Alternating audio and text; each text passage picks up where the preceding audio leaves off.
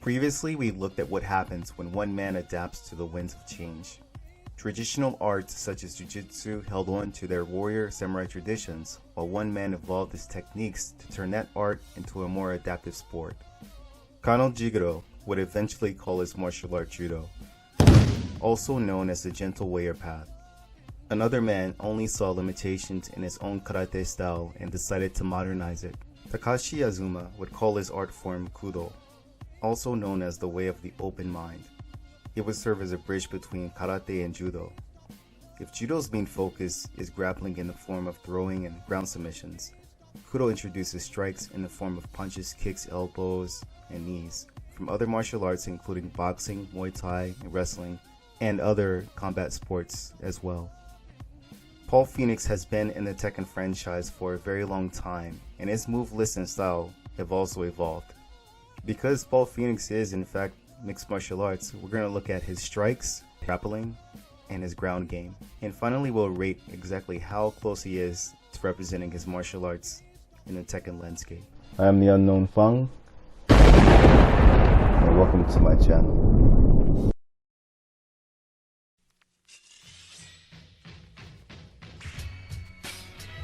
The Ippon Seonage, in my opinion, is one of the most beautiful and visually dynamic throws in judo. It is a variation of a shoulder throw that uses one arm. After grabbing his opponent and using kazushi to break their balance, Paul slips one arm underneath his opponent's shoulder while twisting his body 180 degrees, slamming them into the ground. This is one of the original throws of the Kodokan.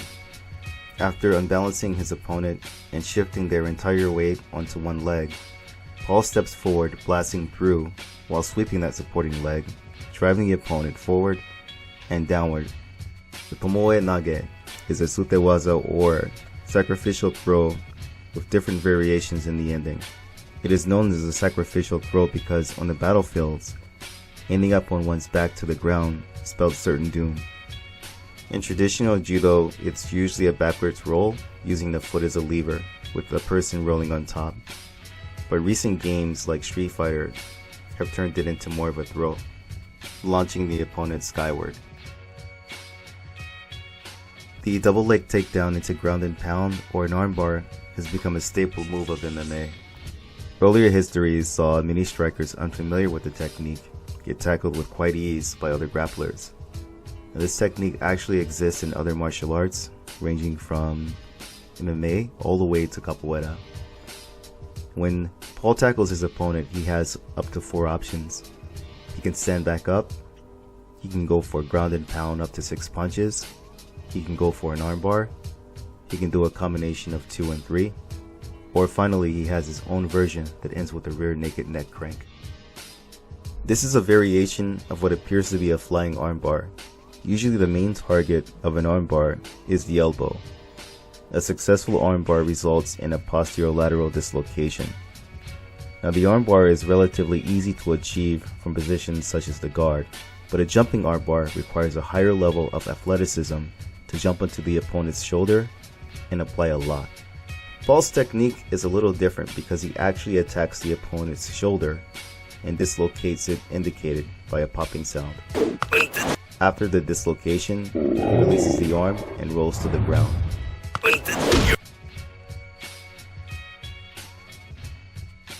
This jab cross combo is definitely kudo certified. Instead of the traditional ninozuki or straight punches in karate, this technique is found in boxing, most forms of kickboxing, and even modern day karate. The standard combo uses the left as a rangefinder and combines it with the right cross for a harder power punch. This is a shovel hook to the body that ends with a sway, following the stick and move philosophy of boxing. The best way to describe a shovel hook is a cross between a hook and an uppercut. In this attack, the target is most likely the liver, which can cause a huge amount of pain. Boxers are usually able to avoid fast punches through an efficient amount of footwork and evasive movement in the form of slipping, bobbing, weaving, pivoting, and swaying. Slipping, bobbing, and weaving are inside movements that press on the attack. The swaying is a retreating movement combining stepping back with leaning back. The goal is to move the head just out of range for a counter, and it can be used to avoid a punch or a kick. But I've noticed that Paul's boxing sway is more of a backward shuffle, while Steve Fox's is more of a backwards lean. This combination ends with a devastating spinning hook kick. The combination was brought to Kudo by way of Kyokushin, but it still can be found in a variety of arts including Taekwondo and Savate. Not everyone is a proponent of the hook kick's power, but that all changes when you add the torque from a spin. Paul Phoenix exclusively uses this attack after coming out of a sway. This is not the snapping roundhouse kick seen in the more traditional Japanese or Korean karate styles. This is more of a circular roundhouse kick that doesn't chamber back after impact, but instead follows through with the hip. Control is sacrificed for power, and the new goal is to kick through the target. This is a left knee into a right hook. The technique of this knee strike is done using more of a traditional karate method, but here you can see that the foot of the supporting leg is actually planted. Hook punches do exist in many schools of modern day karate in the form of the marashizuki, but as evident in their kata, elbows were preferred in the past. As you can see, knees do exist in karate, but the jumping variety is usually found in Southeast Asian martial arts, and even South India's Kalaripatya. It requires a fair amount of athleticism, agility, and timing to pull off, but because of the body's mass, this strike is devastating. This is a kick combination starting with the left side kick, ending with the right roundhouse. This kick combination is common in Kyokushin, Taekwondo, and Muay Thai. The side kick creates distance, allowing for a round kick at a longer range. This low kick is used to destabilize the opponent. In Kyokushin, it's known as a Geidan Mawashigeri, but it can also be used as a takedown depending on the distance. The quite sinister application is not tripping the opponent, but instead knocking them off balance where they cannot defend themselves, and this leaves them open to a devastating attack that they cannot defend against. This is actually a combination of a Kaiten Geri and a Yokodo Mawashi Kaiten Geri. Now Paul's kick actually has the appearance of a Webster, more commonly seen in tricking. Most of the time, with a front roll variant, the roll ends with the person in a supine position, but in this case, Paul actually lands on his feet in a crouching position.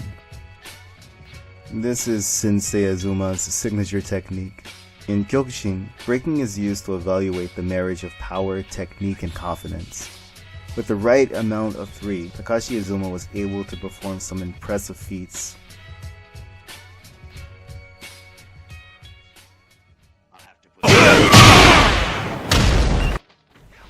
This is the move that defines Paul Phoenix and his legendary power. He has used it to destroy brick walls, stop mock punches, and take out massive grizzly bears that weigh over half a ton. The Death Punch is Paul's flagship move that displays his inhuman strength. This inhuman strength can be attributed to one thing: Fa-Ting.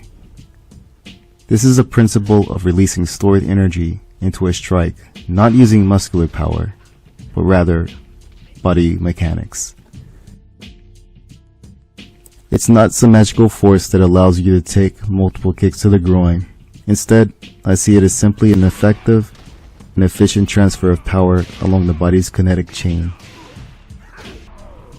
Paul takes one step forward, moving his body with the vertical or sun fist. This force of stepping forward while punching in an efficient manner is the main reason why Paul's power is so unbelievable. He's not the only character that utilizes this technique, but he is obviously the strongest. This is a low kick followed by an elbow into a spinning palm strike. The ending strike is flashy and looks like it belongs on a wushu floor routine. And the stepping motion by Paul's front leg efficiently propels his body mass forward as his hands extend out. From a sway, Paul moves forward with a double uppercut. A similar move does exist in Muay Boran, but it's more of a jumping attack using the entire body, making it far more lethal. Paul's Higaku looks more like a Matku. He doesn't jump, he just sways back and moves forward with his strike. In Baji Chuan, Baiwang Zhangjang is part of a form that starts low and then drives the entire body up. The arms come crashing down onto the opponent, but Paul's technique seems like it's more designed as a strike rather than a takedown. Striking with the shoulder is important in Baji Chuan. Getting inside and using the entire body is something that Baji Chuan students aim to master. Now Paul sidesteps to his left and throws his entire upper body at his opponent, striking with his shoulder. The effect of striking with the entire body is devastating. There is another variation that's quite similar, with Paul turning and striking with his back. In Baji Chuan, each long-range attack is used to continue into a shorter one.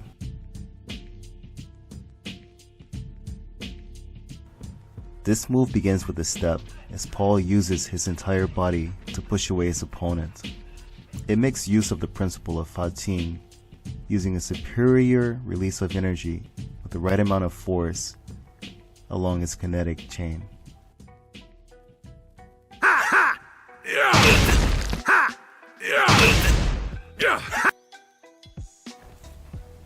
In Judo, a technique known as Kuzushi is used to disrupt the opponent's balance, making him susceptible to any push, pull, or lift motion from a clinch. This throw resembles something found in Aikido or Daitoru Jujutsu. In Aikido, the concept of kotogaeshi uses the turn of the wrist to manipulate the opponent's body. Paul uses a marote dori or two-hand grab, and after a violent twist of his body combined with a downward pull, causes his opponent to fly head over heels. At first I thought this was a stylish version of a seo otoshi, but now I'm 90% sure that it's a tenkai koto hinari.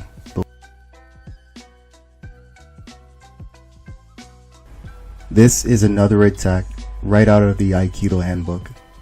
Instead of the devastating strikes of Muay Thai or Kyokushin, Paul uses another grappling technique outside of the judo curriculum. Paul seizes his opponent's wrist with one hand, employing a technique known as katate dori, and then he uses a tai sabaki, also known as irimi tenkan, jerking the arm forward and up over their heads, delivering a palm strike to the face. Kudo is all about adding what can be used, and from boxing to Baji Chuan, Paul truly embodies this art. In terms of representing the martial art of Kudo, I'd say that Paul is easily a 7.5. A majority of the striking techniques come from a diverse group of combat arts ranging from boxing, Kyokushin, Muay Thai, Muay Boran, and Baji Chuan. His grappling arts come mainly from Judo, Aikido, and Aiki Jiu-Jitsu.